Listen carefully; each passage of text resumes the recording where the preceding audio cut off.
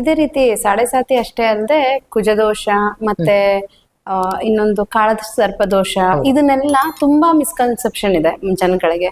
ಇದ್ರ ಬಗ್ಗೆ ಕರೆಕ್ಟ್ ಮಿಥ್ಯ ಯಾವುದು, ರಿಯಾಲಿಟಿ ಏನು, ಅದನ್ನ ತಿಳಿಸ್ಕೊಡಿ. ಕುಜದೋಷ ಅಂತ ಹೇಳ್ತೀನಿ ಮೊದಲನೇದಾಗಿ. ಇದು ಸಾಮಾನ್ಯವಾಗಿ ಹೆಣ್ಮಕ್ಳಿಗೆ ಜಾಸ್ತಿ ಎಲ್ಲರೂ ಹಳೆ ಕಾಲದಲ್ಲಿ ಅಂಗಾರಕ ದೋಷದ ಹೆಣ್ಣು ಮದುವೆ ಮಾಡ್ಕೋಬಾರ್ದು ಆ ತರ ಎಲ್ಲ ಹೇಳೋರು. ಅದ್ರ ಬಗ್ಗೆ ನೀವು ಸಬ್ಜೆಕ್ಟ್ ಕರೆಕ್ಟ್ ಆಗಿ ತಿಳ್ಕೊಬೇಕು. ಏನಂದ್ರೆ ನಾನು ಈಗ ತಾನೇ ಹೇಳ್ದೆ ಒಂದು ಸಿಂಹ ಲಗ್ನದ ಎಕ್ಸಾಂಪಲ್. ನಿಮ್ಗೆ ಜಾತಕ ಸಿಂಹ ಲಗ್ನ ಇರೋರಿಗೆ ಕುಜದೋಷ ಇಲ್ಲ ಅಂತ ಹೇಳ್ಬಿಟ್ಟಿದ್ದಾರೆ. ಯಾಕಂದ್ರೆ ಸಿಂಹ ಲಗ್ನ ರವಿಯ ಅಧಿಪತಿ ಅವನು. ಸಿಂಹ ಲಗ್ನಕ್ಕೆ ಆ ರವಿಗೂ ಕುಜಂಗೂ ತುಂಬಾ ಸ್ನೇಹ, ಅವ್ರಿಬ್ರು ಪರಮ ಮಿತ್ರರು, ಯೋಗಕಾರಕ ಅಂತ ಹೇಳ್ತೇನೆ. ಹಂಗಾಗಿ ಸಿಂಹ ಲಗ್ನದವ್ರಿಗೆ ಪಂಚಾಂಗದಲ್ಲೇ ಕೊಟ್ಟಿದ್ದಾರೆ ಇದನ್ನ, ಯೋಗ ಸಿಂಹ ಲಗ್ನದವ್ರಿಗೆ ಕುಜದೋಷ ಇಲ್ಲ ಅಂತ. ಇನ್ ಕೇಸು ಸಿಂಹ ಲಗ್ನ ಇರುತ್ತೆ, ಚಂದ್ರನಿಂದ ಕುಜದೋಷ ಇರುತ್ತೆ ಅಂತ ತಿಳ್ಕೊಳ್ಳಿ. ಚಂದ್ರನಿಂದ ಕುಜದೋಷ ಇದ್ದಾಗ ಸ್ವಲ್ಪ ಮಟ್ಟಿಗೆ ಪರಿಹಾರ ಮಾಡ್ಕೊಳ್ಳಿ ಅಂತ ಹೇಳ್ಬೋದು. ಕುಜ ಎಲ್ಲ ಒಂದ್ ಕಡೆ ಎಲ್ಲಾ ಜಾತಕದಲ್ಲೂ ಇದ್ದೇ ಇರ್ತಾನೆ. ಅದನ್ನ 2, 4, 8, 12, 7 ಅದೆಲ್ಲ ತಗೊಂಡಾಗ ಕುಜದೋಷ ಅಂತ ಡಿಕ್ಲೇರ್ ಮಾಡ್ತಾರೆ. ಅದು ಚಂದ್ರನಿಂದ ಆಗಿರ್ಬೋದು, ಶುಕ್ರನಿಂದ ಆಗಿರ್ಬೋದು, ಲಗ್ನದಿಂದ 3ರಿಂದನೂ ಕುಜದೋಷ. 3ರಿಂದ ಎಲ್ಲ ಒಂದ್ ಕಡೆ ಕುಜದೋಷ ತಗ್ಲಾಕೊಳ್ಳುತ್ತೆ. ಅವಾಗ ನಾವು ಕರೆಕ್ಟಾಗಿ ತಿಳ್ಕೊಬೇಕು ಸಬ್ಜೆಕ್ಟ್ ನ. ಹೇಳೋದನ್ನ ಫಸ್ಟ್ ಸಿಂಹ ಲಗ್ನ ಕುಜದೋಷ ಇಲ್ಲ. ಸೆಕೆಂಡ್, ಈಗ ಮಗು ಒಂದು ಮೃಗಶಿರ, ಚಿತ್ತ, ಧನಿಷ್ಠ ನಕ್ಷತ್ರ ಕುಜಂದು ಮಗು ಹುಟ್ಟುವಾಗ್ಲೇ ಕುಜದಶೆಯಲ್ಲಿ ಹುಟ್ಟು ಬಿಡುತ್ತೆ. ಹುಟ್ಟಿದಾಗ ಆ ಮಗುಗೆ ಕುಜದೋಷ ಬರಲ್ಲ. ಯಾಕಂದ್ರೆ ಹುಟ್ಟುವಾಗ್ಲೇ ಆ ಮಗು ಕುಜದಶೆಯಲ್ಲಿ ಹುಟ್ಟಿ ಆ ಕುಜನ ಏನು ಒಂದು ನೆಗೆಟಿವ್ ಇದಿರುತ್ತೆ ತೊಂದರೆಗಳನ್ನ ಅದು ಮಗುನಲ್ಲೇ ಅನುಭವಿಸ್ಬಿಟ್ಟಿರುತ್ತೆ ಆ ಮಗು. ಆಮೇಲೆ ಅದಕ್ಕೆ ಪ್ರಾಪ್ತ ವಯಸ್ಸು ಬಂದಾಗ ಮದುವೆ ಮಾಡ್ತಾರಲ್ಲ, ಆ ಕುಜದೋಷ ಕನ್ಸಿಡರ್ ಮಾಡಬಾರ್ದು ಅಂತ ಇದೆ. ಅದು ಹೇಳಿದ್ನಲ್ಲ, ಆ ಜ್ಯೋತಿಷ್ ಶಾಸ್ತ್ರದ ಬಗ್ಗೆ ಸರಿಯಾದ ಅರಿವು ಇಟ್ಕೊಂಡಾಗ ನಾವು ಅದ್ರ ಬಗ್ಗೆ ಕರೆಕ್ಟ್ ಆಗಿ ತಿಳ್ಕೊಂತೀವಿ. ನೆಕ್ಸ್ಟ್, ಹುಡುಗನ ಜಾತಕದಲ್ಲೂ ಕುಜದೋಷ, ಹುಡುಗಿ ಜಾತಕದಲ್ಲೂ ಕುಜದೋಷ ಇದ್ರೆ ಆಗ ನೋಡೋ ಹಂಗೆ ಇಲ್ಲ ಅಂತ ಹೇಳ್ತಾರೆ. ಹುಡುಗಿದು ಕುಜದೋಷ ನೋಡೋ ಹಂಗೆ ಇಲ್ಲ, ಮದುವೆ ಮಾಡ್ಬೋದು ಅಂತ ಹೇಳ್ತಾರೆ. ಈ ತರ ಕುಜದೋಷದ ಬಗ್ಗೆ ಕರೆಕ್ಟ್ ಆಗಿ ವಿಷಯ ತಿಳ್ಕೊಬೇಕು.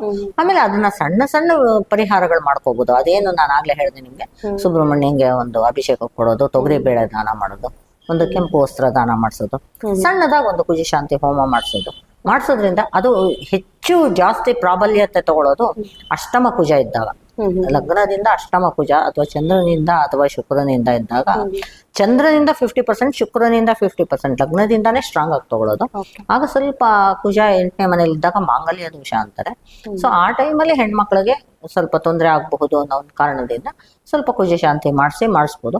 ಅದನ್ನ ಕರೆಕ್ಟ್ ಆಗಿ ಗೈಡ್ ಮಾಡ್ಬೇಕು ನಾವು ಜ್ಯೋತಿಷ್ಯರು. ನೀವು ಹೇಳ್ದಂಗೆ ಸುಮ್ನೆ ಅದಕ್ಕೆ ಹೆದರ್ಸೋದಲ್ಲ. ಅದಕ್ಕೆ ಆ ಮಗುಗೆ ಎಳೆ ಮಗುನಲ್ಲೇ ಕುಜ ದಶೆ ಮುಗ್ದೋಗಿದ್ರೆ ಅವಾಗ ಏನ್ ಕುಜ ದಶೆ ಇರುತ್ತೆ, ಮಗುನಲ್ಲೇ ಕುಜದೋಷ ಮುಗ್ದೋಗಿದ್ರೆ ಕುಜದೋಷ ಇಲ್ಲ ಅಂತ ಕನ್ಸಿಡರ್ ಮಾಡ್ಬೋದು. ಅಲ್ಲ ಅಂದ್ರೆ ಅದು ದಶ ಬಗ್ಗೆ ಹೇಳ್ತಾ ಇದ್ರೆ ದಶ ಹೌದು, ಕುಜದಶ ಮುಗ್ದೋಗಿರುತ್ತೆ. ಕುಜದಶೆಯಲ್ಲೇನೆ ಅದು ಎಫೆಕ್ಟ್ ಜಾಸ್ತಿ ಕೊಡೋದು. ಕುಜದಶ ಇಲ್ಲ ಬಟ್ ದೋಷ ಇದೆ, ದಶನೇ ಬರ್ತಾ ಇಲ್ಲ ನಮ್ಮ ಜೀವನದಲ್ಲಿ ಅಂತ ಹೇಳಿದ್ರೆ ಏನ್ ಎಫೆಕ್ಟ್ ಜಾಸ್ತಿ, ಏನ್ ಎಫೆಕ್ಟ್ ಇರಲ್ಲ ಜಾಸ್ತಿ. ಹೇಳದ್ನಲ್ಲ, ಸಿಂಪಲ್ ಆಗಿ ಒಂದ್ ಸಣ್ಣ ಪರಿಹಾರ ಮಾಡಿಸಿ ಮದುವೆ ಮಾಡ್ಬೋದು. ಬಟ್ ಅಷ್ಟಮ ಕುಜ ಸ್ವಲ್ಪ ತೊಂದರೆ ಕೊಡುತ್ತೆ ಅಂತ ಎಲ್ಲಾ ಬುಕ್ಗಳಲ್ಲೂ ಕೊಟ್ಟಿರೋದ್ರಿಂದ ಮಾಂಗಲ್ಯ ದೋಷ ಅದನ್ನ ಸ್ವಲ್ಪ ನೀವು ನೋಡ್ಕೋಬೇಕಾಗುತ್ತೆ.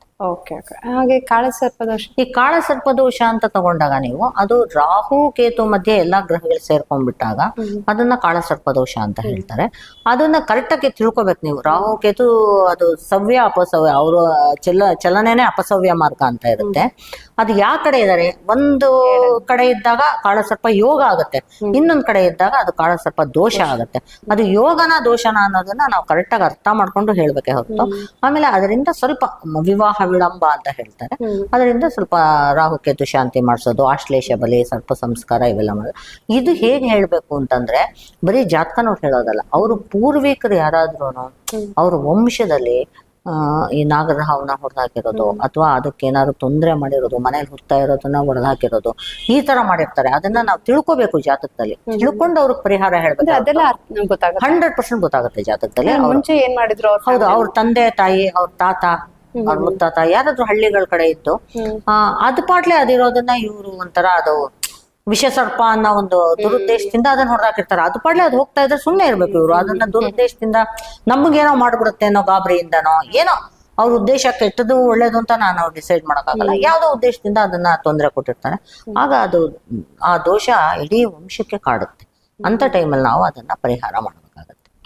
ಅದು ಕರೆಕ್ಟ್ ಆಗಿ ಆ ಸಬ್ಜೆಕ್ಟ್ ನ ತಿಳ್ಕೊಂಡು ಹೇಳಿದ್ನಲ್ಲ, ಅಪಸವ್ಯ ಮಾರ್ಗದಲ್ಲಿ ರಾಹು ಕೇತುಗಳು ಚಲಿಸೋದು, ಕಾಳಸರ್ಪ ಯೋಗನ ಕಾಳಸರ್ಪ ದೋಷನ ಎರಡೂನು ನಾವು ಅರ್ಥ ಮಾಡ್ಕೊಂಡು ಪ್ರಿಡಿಕ್ಟ್ ಮಾಡ್ಬೇಕಾಗುತ್ತೆ. ಕೆಲವೊಂದು ಕೇಳಿದೀನಿ, ಅಂಬಾನಿಗೆ ಕಾಳಸರ್ಪ ಯೋಗ ಅನ್ಸುತ್ತೆ ಅದು ದೋಷ ಅಂತ ಹೇಳ್ಬಿಟ್ಟು ಎಲ್ರು ನೆಗೆಟಿವ್ ಆಗಿ ಅನ್ಕೊಂಡಿರ್ತಾರೆ. ಬಟ್ ಅದು ಪಾಸಿಟಿವ್ ಯೋಗ ಇರುತ್ತೆ. ಹೌದು, ಪಾಸಿಟಿವ್ ಇರುತ್ತೆ.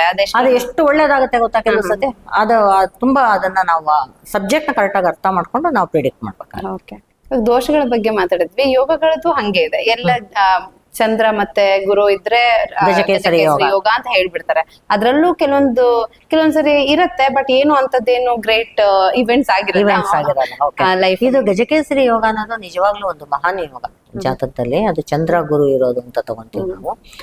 ಈಗ ಚಂದ್ರಂಗೆ ಆಗ್ಲಿ ಗುರುವಿಗೆ ಆಗ್ಲಿ ನೀಚ ರಾಶಿಗಳು ಅಂತ ಇರುತ್ತೆ. ಸೊ ಚಂದ್ರಂಗ್ ಬಂದು ವೃಶ್ಚಿಕ ನೀಚ ರಾಶಿ, ಗುರುಗ್ ಬಂದು ಮಕರ ನೀಚ ರಾಶಿ. ಸೊ ಗುರು ಚಂದ್ರ ಹೋಗ್ಬಿಟ್ಟು ವೃಶ್ಚಿಕದಲ್ಲಿ ಸೇರ್ಕೊಂಡ್ರೆ ಅಲ್ಲಿ ಚಂದ್ರ ನೀಚ, ಅಲ್ಲಿ ಗಜಕೇಸರಿ ಯೋಗ ಫಾರ್ಮ್ ಆಗಲ್ಲ. ಯಾಕಂದ್ರೆ ಅಲ್ಲಿ ಚಂದ್ರಂಗ್ ಬಲನೇ ಇರಲ್ಲ. ಸೊ ಹಂಗೆ ಕರೆಕ್ಟಾಗಿ ಅರ್ಥ ಮಾಡ್ಕೋಬೇಕು ನೀವು. ಗುರು ಮಕರದಲ್ಲಿ ನೀಚ ಆಗಿರ್ತಾನೆ, ಅಲ್ಲಿ ಗುರು ಚಂದ್ರ ಇರ್ತಾರೆ ಅಂತ ತಿಳ್ಕೊಳ್ಳಿ. ಅದು ಗಜಕೇಸರಿ ಯೋಗ ಅಂತ ನೀವು ಹೇಗೆ ಕನ್ಸಿಡರ್ ಮಾಡ್ತೀರಾ? ಅಲ್ಲಿ ಗುರು ಬಲನೇ ಇರಲ್ಲ. ಅವನ ದೇಶದಲ್ಲಿ ಅವ್ನು ಏನ್ ಶಕ್ತಿ ಕೊಡೋ, ಒಂದು ಒಳ್ಳೆ ಶುಭ ಯೋಗ ಕೊಡೋ ಅಂತ ಶಕ್ತಿನೇ ಅವನಿಗಿರಲ್ಲ. ಅವ್ನು ನೀಚ ಆಗ್ಬಿಟ್ಟಿರ್ತಾನೆ ಆ ಲಗ್ನಕ್ಕೆ ಅಥವಾ ಆ ಜಾತಕಕ್ಕೆ. ಆವಾಗ ಅವ್ನು ಏನು ನಿಮ್ಗೆ ಶುಭ ಫಲ ಕೊಡ್ತಾನೆ? ಅದಕ್ಕೆ ನಾವು ಪೊಸಿಷನ್ ನೋಡ್ಕೊಂಡು, ಅವರ ಒಂದು ಲಗ್ನ ನೋಡ್ಕೊಂಡು, ಆ ಲಗ್ನಕ್ಕೆ ಗುರು ಏನಾಗ್ಬೇಕು. ಈಗ ವೃಷಭ ಲಗ್ನಕ್ಕೆ ಗುರು ಅಷ್ಟಮಾಧಿಪತಿ ಲಾಭಾಧಿಪತಿ, ಅಷ್ಟು ಒಳ್ಳೆ ಫಲ ಕೊಡಲ್ಲ ವೃಷಭ ಲಗ್ನಕ್ಕೆ ಗುರು. ಸೊ ಆ ವೃಷಭ ಲಗ್ನದವ್ರಿಗೆ ಗಜಕೇಸರಿ ಯೋಗ ಎಲ್ಲಿ ಫಾರ್ಮ್ ಆಗಿದೆ ಅಂತ ನೋಡ್ಬೇಕು ನಾವು. 6ನೇ ಮನೆ, 8ನೇ ಮನೆ, 12ನೇ ಮನೇಲಿ ಫಾರ್ಮ್ ಆಗಿದ್ದಾಗ ಅಂತ ಒಳ್ಳೆ ಶುಭ ಯೋಗ ಕೊಡಲ್ಲ. 6, 8, 12 ದುಸ್ಥಾನಗಳು ಅಂತ ಹೇಳ್ತೀವಿ ನಾವು. ಅಂತ ಕಡೆ ಗಜಕೇಸರಿ ಯೋಗ ಫಾರ್ಮ್ ಆಗಿದ್ರು ಅವ್ರಿಗೆ ಅಂತ ಒಳ್ಳೆ ಶುಭ ಫಲಗಳನ್ನ ಕೊಡಲ್ಲ. ಅದನ್ನ ನಾವು ಸ್ಥಾನ ನೋಡ್ಕೊಂಡು ಅವರ ಯೋಗಿನ ಆ ಲಗ್ನಕ್ಕೆ ಅವ್ರಿಬ್ರು ಏನಾಗ್ಬೇಕು ಅದನ್ನ ನೋಡ್ಕೊಂಡು ಡಿಸೈಡ್ ಮಾಡ್ಬೇಕಾ ಹೊರತು ಗಜಕೇಸರಿ ಯೋಗ ಅಂದ ತಕ್ಷಣ ಎಲ್ಲಾರು ರಾಜರಾಗ್ಬಿಡಲ್ಲ.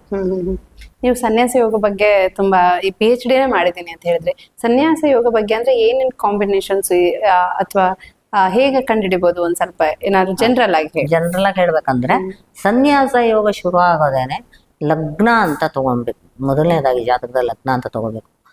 9th ಪೊಸಿಷನ್ ತಗೋಬೇಕು, 9th ಪ್ಲೇಸ್ ತಗೋಬೇಕು. 9th ಪ್ಲೇಸ್ ಯಾಕೆ ತಗೋಬೇಕಂದ್ರೆ ಧರ್ಮ ಪ್ಲೇಸ್, ಧರ್ಮ ಅರ್ಥ ಕಾಮ ಮೋಕ್ಷ ಅಂತ ಇದೆ. ಧರ್ಮದ ಪ್ಲೇಸ್ ಬಂದು 9ನೇ ಭಾವ, ಅದು ಧರ್ಮ ಭಾವ ಅಂತ ತೋರಿಸುತ್ತೆ. ಸೊ ನಾವು ಧರ್ಮದ ಕಡೆ ನಮ್ಮ ಜ್ಞಾನ ಹೋಗ್ಬೇಕು. ಯೋಚನೆ ಮಾಡಿ ನೀವು, ಸನ್ಯಾಸ ಯೋಗಕ್ಕೆ ಅವನು ಪೂರ್ತಿ ಸ್ಪಿರಿಚುವಲ್ ಆಗಿ ಹೋಗ್ಬೇಕು.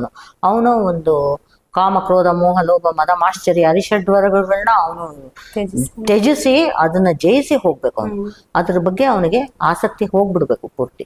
ಹಾಗಾಗ್ಬೇಕಾದ್ರೆ ಅವನು ಧರ್ಮದ ಕಡೆ ಹೋಗ್ಬೇಕಾದ್ರೆ ಯಾವ ಭಾವ ನೋಡ್ಬೇಕು ನಾವು? ಧರ್ಮ ಭಾವ ತಾನೇ ನೋಡ್ಬೇಕು. ಆಮೇಲೆ ಧರ್ಮಕಾರಕ ಗುರು. ಸೊ ಗುರು ಅವನು ಅಲ್ಲಿ 9th ಭಾವದಲ್ಲಿ ಇದ್ದಾಗ ಅವನ ಜೊತೆ ಮೋಕ್ಷಕಾರಕ ಕೇತು. ಮೋಕ್ಷಕಾರಕ ಕೇತು ಯಾವತ್ತೂ ಅಷ್ಟೇ ನೀವು ಚೆನ್ನಾಗಿ ತಿಳ್ಕೊಳ್ಳಿ. 12ನೇ ಮನೇಲಿ ಯಾರು ಕೇತು ಇರುತ್ತೆ ಅವ್ರಿಗೆ ಪುನರ್ಜನ್ಮ ಇಲ್ಲ ಅಂತ ಹೇಳ್ತಾರೆ. ಕೇತು ಇರೋದು ತುಂಬಾ ಒಳ್ಳೇದು 12ನೇ ಮನೆಯಲ್ಲಿ. ಬಟ್ ನನ್ಗೆ ಇದೇ ವಿಷಯನೇ ಅಂದ್ರೆ ಮೋಕ್ಷ ಅನ್ನೋದು ಅಷ್ಟು ಈಸಿಯಾಗಿ 12ನೇ ಮನೆಯಲ್ಲಿ ಇವಾಗ 12 ಜನದಲ್ಲಿ ಒಬ್ರಿಗೆ ಇದ್ದೇ ಇರುತ್ತೆ ಕೇತು 12ನೇ ಮನೆಯಲ್ಲಿ ಅಂತ ಅರ್ಥ ಮಾಡ್ಕೋಬಹುದು. 12 ಗ್ರಹ 12 ಅಲ್ಲ 9 ಗ್ರಹ 12 ಮನೆ ಇರೋದು ತುಂಬಾ ಫ್ರೀಕ್ವೆಂಟ್ ಆಗಿ ಕೇತು 12th ಹೌಸ್ ಅಲ್ಲಿ ಇದ್ದೇ ಇರ್ತಾನೆ ಎಷ್ಟೊಂದ್ ಜನಕ್ಕೆ. ಬಟ್ ಅದು ಅಷ್ಟೇ ಈಸಿನಾ ಹಂಗಂದ್ರೆ ಮೋಕ್ಷ? ಅಷ್ಟು ಈಸಿ ಅಂತಲ್ಲ, ಅವ್ರಿಗೆ ಆ ಪೂರ್ವ ಜನ್ಮದ ಪುಣ್ಯ ಇದ್ರೆ ಮಾತ್ರ 12ನೇ ಮನೇಲಿ ಕೇತು ಇರೋದು. ಎಲ್ಲಾರ್ಗು ಏನಿರಲ್ಲ 12ನೇ. ತುಂಬಾ ಜನಕ್ಕೆ ಇರುತ್ತಲ್ಲ. ಇವಾಗ ಕೆಲವರು ಕೆಲವೊಂದು ನೋಡಿದೀನಿ, ನನ್ಗೂ ಆಸ್ಟ್ರಾಲಜಿ ತುಂಬಾ ಇಂಟ್ರೆಸ್ಟ್ ಇರೋದ್ರಿಂದ ಹೇಗೆ ಅಂದ್ರೆ 12ನೇ ಮನೇಲಿ ಕೇತು ತುಂಬಾ ಜನ ನೋಡಿದೀನಿ. ಸ್ವಲ್ಪ ಸ್ಪಿರಿಚುವಲ್ ಸಬ್ಜೆಕ್ಟ್ ಅಲ್ಲಿ ಇಂಟ್ರೆಸ್ಟ್ ಇರಲ್ಲ, ಸಬ್ಜೆಕ್ಟ್ ಬೇಕಾಗಿಲ್ಲ 12ನೇ ಮನೇಲಿ ಕೇತು ಇರೋದು. ಅವ್ರು ಪುನರ್ಜನ್ಮ ಇಲ್ಲ ಅಂತ ಹೇಳಿದಾರೆ ಅಷ್ಟೇ ಅವ್ರಿಗೆ. ಅಂದ್ರೆ ಮೋಕ್ಷ ಪಡಿಬೇಕಂದ್ರೆ ಅವ್ರು ಹಿಂದಿನ ಜನ್ಮದಲ್ಲಿ ಸಾಕಷ್ಟು ಪುಣ್ಯ ಮಾಡಿರ್ತಾರೆ, ಈ ಜನ್ಮದಲ್ಲಿ ಅದನ್ನ ಕ್ಯಾರಿ ಮಾಡಿರ್ತಾರೆ. ಅವಾಗ ಬರೀ ನೀವು 12ನೇ ಮನೆ ನೋಡಕ್ಕಾಗಲ್ಲ. ಹಿಂದಿನ ಜನ್ಮದ ಪಾಪ ಪುಣ್ಯ ನೋಡ್ಬೇಕಂದ್ರೆ ನೀವು 5ನೇ ಮನೆ ನೋಡ್ಬೇಕು. ಸೊ 5ನೇ ಮನೆ ಅಲ್ಲಿ ಒಳ್ಳೆ ಸ್ಥಾನ ಆಗಿರುತ್ತೆ ಅವ್ರಿಗೆ 12ನೇ ಮನೆಗಿಂತ. ನೀವು ಹೇಳಿದ್ರೆ ಎಷ್ಟೋ ಜನಕ್ಕೆ 12ನೇ ಮನೇಲಿ ಕೇತು ಇರುತ್ತೆ ಅಂತ. ಪಂಚಮ ನೋಡ್ಬೇಕಾಗತ್ತೆ. ಅವಾಗ ಪಂಚಮ ನೋಡಿದ್ರೆ ಅವ್ರು ಹೋದ ಜನ್ಮದಲ್ಲಿ ಏನ್ ಪಾಪ ಪುಣ್ಯ ಮಾಡಿರ್ತಾರೆ. 5ನೇ ಮನೆ ನೋಡಿದ ತಕ್ಷಣ ಅವ್ನು ಏನ್ ಮಾಡಿದಾನೆ, ಅವನು ಹೋದ ಜನ್ಮದಲ್ಲಿ ಏನ್ ಬ್ಯಾಲೆನ್ಸ್ ತಂದಿದ್ದಾನೆ, ಕ್ರೆಡಿಟಾ ಡೆಬಿಟಾ, ಅದನ್ನ ನೀವು ಈಸಿಯಾಗಿ ಕಂಡುಹಿಡಿಯಬಹುದು. ಸೊ ಅದನ್ನ 12ನೇ ಮನೆ ಕನೆಕ್ಟ್ ಮಾಡಿದಾಗ ಅವ್ನು ಹೋದ ಜನ್ಮದಲ್ಲಿ ಮಾಡಿದ ಪುಣ್ಯದಿಂದ ಈ ಜನ್ಮದಲ್ಲಿ ಅವ್ನು ಪಾಪ ಮಾಡಿದ್ರು ಕೂಡ ಅವ್ನು ಮೋಕ್ಷ ಪಡೆಯುವಂತ ಅದೃಷ್ಟ ಪಡೆದಿರ್ತಾನೆ ಅಂತ ಅರ್ಥ. ಸೊ ಅಲ್ಲಿ ಗುರು ಕೇತು ಕಾಂಬಿನೇಷನ್ ಬರಬೇಕು ಧರ್ಮಸ್ಥಾನಕ್ಕೆ. ಆಮೇಲೆ ಕರ್ಮಕಾರಕ. ನಮ್ಮ ಕರ್ಮ ಅಂದ್ರೆ ನಾವೇನ್ ಕೆಲಸ ಮಾಡ್ತೀವಿ, ಸನ್ಯಾಸ ಯೋಗನ ಒಂದು ಕರ್ಮನೇ, ಒಂದು ದೇವರ ಆರಾಧನೆ ಮಾಡೋದು ಒಂದು ಕರ್ಮನೇ ಅಲ್ವಾ. ಸೊ ಅಲ್ಲಿ ಗುರು ಕೇತು ಜೊತೆ ಶನಿ ಕಾಂಬಿನೇಷನ್ ಬರಬೇಕು. ಶನಿ ಅಲ್ಲಿ ಜೊತೆಗಿದ್ದು ಅಥವಾ ಶನಿಯ ದೃಷ್ಟಿ, ಶನಿ ಅವ್ರಿಗೆ ಕನೆಕ್ಟ್ ಆಗಿರ್ಬೇಕು ಗುರು ಕೇತುಗೆ, ಆ ಲಗ್ನ ಸಂಬಂಧಪಟ್ಟಿರ್ಬೇಕು. ಹೀಗಾದ್ರೆ ಮಾತ್ರ ಕೆಲವು ಸತಿ ಸನ್ಯಾಸ ಯೋಗ ಅಂತ ಪ್ರಾಪ್ತಿ ಆಗುತ್ತೆ. ಧರ್ಮಸ್ಥಾನನ ನಾವು ನೋಡ್ಬೇಕಾಗುತ್ತೆ.